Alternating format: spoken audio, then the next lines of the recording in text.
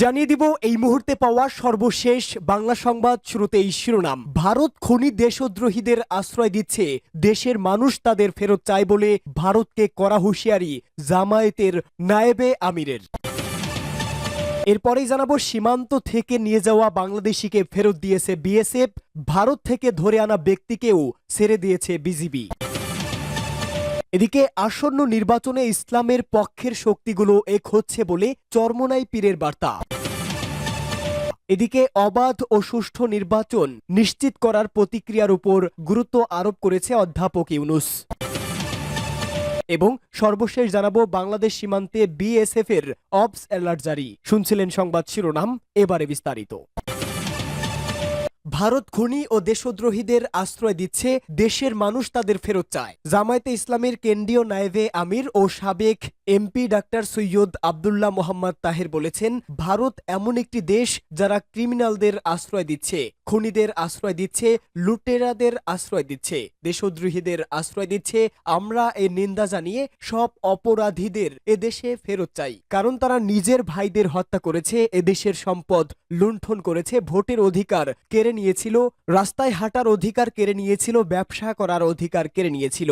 এদেশের মানুষ তাদের বিচার চায়, বিচারের জন্য বাংলাদেশের মানুষ তাদের ফেরত চায়। এ সময় তিনি বলেন, যারা মাথা নত করে দিয়েছিল প্রতিবেশীদের কাছে, আজ তারা সেখানে গিয়ে আশ্রয় নিয়েছে। ওই দলের প্রধান ভারতে, দ্বিতীয় ব্যক্তি ভারতে, তৃতীয় ব্যক্তি সহ ছোটখাটো সব নেতা ভারতে পালিয়ে গেছে।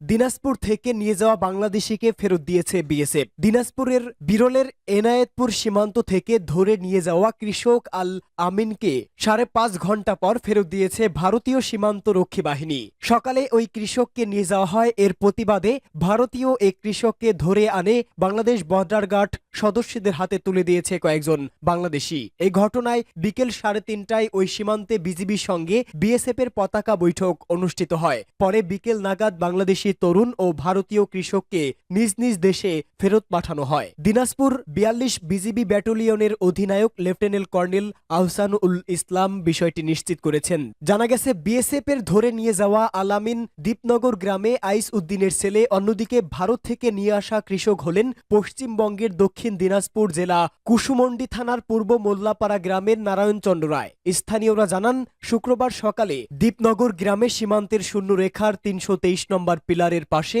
নিজ জমিতে চাষ করছিলেন তিনি। এ সময় বিএসএফ সদস্যরা তাকে ক্যাম্পে নিয়ে যায়। তারপরে পরিবারের লোকজন বিজিবি সদস্যদের বিষয়টি জানান।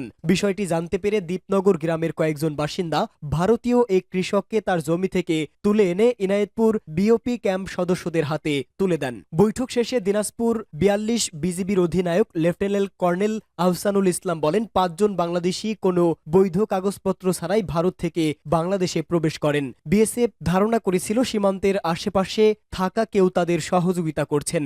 এ সময় আল্লামিন নামের এক বাংলাদেশি তরুণ সীমান্তের খুব কাছাকাছি ছিল, তাই তাকে সহযোগী ভেবে ধরে নিয়ে যায়। তিনি আরো বলেন, বিষয়টি ভুল বুঝাবুঝি ছিল, পতাকা বৈঠকে মীমাংসা হয়। বিকেল 4:30টায় আলামিনকে তারা ফেরত দিয়েছিল। ভারতীয় নাগরিকের বিষয়ে তিনি বলেন, তাকেও বিএসএফ এর কাছে ফেরত দেওয়া হয়েছে।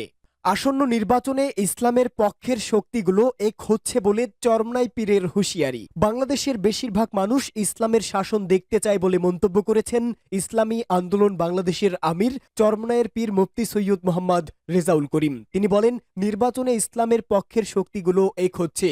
আসন্ন নির্বাচনে ইসলামী দলগুলোর ভোট বাক্স একটা করার কাজ চলছে। রাজধানীর ইঞ্জিনিয়ার্স ইনস্টিটিউশন মিলনায়তনে চলা ইসলামী আন্দোলন বাংলাদেশ ঢাকা মহানগর দক্ষিণ আয়োজিত নগর সম্মেলনে এ কথা বলেন তিনি। রেজাউল করিম বলেন, বিগত দিনে যারা সরকারে ছিল তারা ক্ষমতায় থাকতে ইসলামী দলগুলোকে ব্যবহার করেছে। এবারের নির্বাচনে যেন সব ইসলামী দলগুলোর একটি মাত্র ভোট বাক্স হয়, এ ব্যাপারে কাজ চলছে। দেশের মেধাবীরা বেকার থাকলেও অযোগ্যদের প্রশাসনের বড় বড় জায়গায় বসিয়ে রাখা হয়েছে বলে অভিযোগ করেছেন চরমোনাইয়ের পীর। তিনি বলেন, দেশের সব রাজনৈতিক দল নিয়ে বিতর্ক রয়েছে, তবে ইসলামী আন্দোলন বাংলাদেশ নিয়ে জনগণের মধ্যে কোনো বিতর্ক নেই। এ সময় বাংলাদেশে এখনো সুষ্ঠু নির্বাচনের পরিবেশ সৃষ্টি হয়নি বলে অভিযোগ করেছেন ইসলামী আন্দোলনের নেতারা। তারা বলেন, প্রশাসন নিরপেক্ষ আচরণ করছে না, ক্ষমতার হাত বদল হয়েছে, সিস্টেমের কোনো পরিবর্তন হয়নি। অবাধ ও সুষ্ঠু নির্বাচন নিশ্চিত করার প্রক্রিয়ার উপর গুরুত্ব আরোপ অধ্যাপক ইউনূসের। বাংলাদেশের নাগরিকরা যেন কোনো বাধা বা হুমকি ছাড়াই অবাধ ও সুষ্ঠুভাবে নির্বাচনে ভোট দিতে পারেন সেই প্রতিক্রিয়া তৈরি করার উপর জোর দিয়েছে অন্তর্বর্তীকালীন সরকারের প্রধান উপদেষ্টা অধ্যাপক ডক্টর মোহাম্মদ ইউনূস। বিশ্ব অর্থনৈতিক ফোরামের প্রতিষ্ঠাতা ক্লাউস শোয়াবের সঙ্গে এক বৈঠকে তিনি কথা বলেন। গতকাল সুইজারল্যান্ডের দাভোসে WEF এর বার্ষিক সম্মেলনের ফাঁকে ক্লাউস শোয়াব ডক্টর ইউনূসের সঙ্গে বৈঠক করেন। জুলাই গণ অভ্যুত্থানের পটভূমি তুলে ধরেন প্রধান উপদেষ্টা। তিনি বলেন, গত বছর জুলাই মাসে বাংলাদেশের শিক্ষার্থীরা সরকারি চাকরিতে বৈষম্য নিরসনের দাবি নিয়ে রাজপথে নেমেছিল। তিনি উল্লেখ করেন, আন্দোলনের সময় শিক্ষার্থীরা ঢাকার দেওয়ালগুলোতে গ্রাফিতি এঁকে তাদের আকাঙ্ক্ষা ও স্বপ্ন প্রকাশ করেছে। ডক্টর ইউনূস বলেন, গত 16 বছরে বাংলাদেশে যারা নতুন ভোটার হয়েছে তাদের ভোট দেওয়ার সুযোগই হয়নি, যা অত্যন্ত দুর্ভাগ্যজনক। অন্তর্বর্তীকালীন সরকারের সংস্কার এজেন্ডা তুলে ধরে 2006 সালে শান্তিতে নোবেলজয়ী 84 বছর বয়সী ওই অর্থনীতিবিদ বলেন, দেশের মানুষ কোনো ধরনের নির্বাচন চায়, সেটা না জেনে সরকার নির্বাচন আয়োজন করতে পারবে না। তিনি বলেন, সরকার নির্বাচন আয়োজনের অপেক্ষায় রয়েছে, তবে এখন দেশের জনগণকে সিদ্ধান্ত নিতে হবে প্রক্রিয়াটি কেমন হবে। তারা কি ছোট্ট পরিসরে সংস্কার কর্মসূচিতে যাবে নাকি দীর্ঘমেয়াদী সংস্কার চাইবে।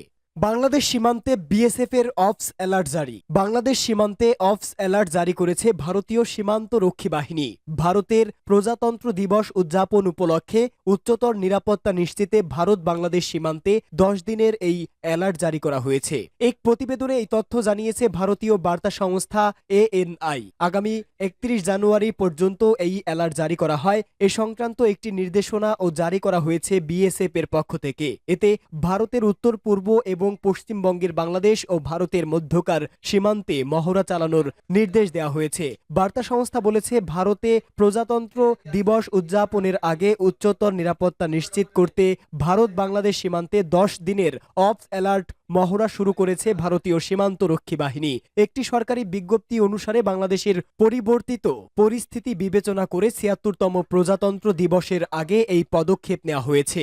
ভারতীয় সংবাদ মাধ্যম বলেছে, ভারতের উত্তর পূর্ব অঞ্চলীয় কয়েকটি রাজ্য এবং পশ্চিমবঙ্গ মিলিয়ে ভারতের সঙ্গে বাংলাদেশের মোট 4096 কিলোমিটার সীমান্ত রয়েছে। বিজ্ঞপ্তি জারি করে সীমান্তের দায়িত্ব থাকা সবগুলো বর্ডার আউটপোস্টগুলোকে সতর্ক করা হয়েছে।